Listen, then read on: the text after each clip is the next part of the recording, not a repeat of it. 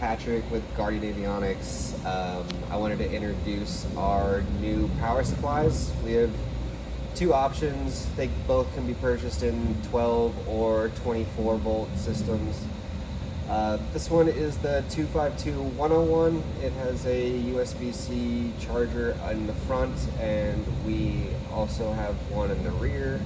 And then we also have one that's a dual faceplate. They're both USB-Cs. This is what they would look like when they're actually installed in your panel. That would be the 252-101. This would be the 252-201. And I'll just go through the process of hooking up some charging cables. And here's a short demo of our products, charging various different tablets, phones,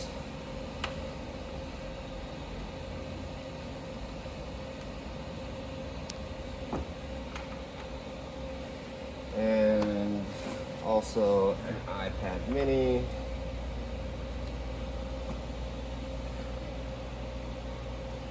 And one of the things that would be the benefit of having the 101 with the rear mounted USB-C port is you can actually run it to one of our mounts, and then that would be a way to get power to your mounted mini mount.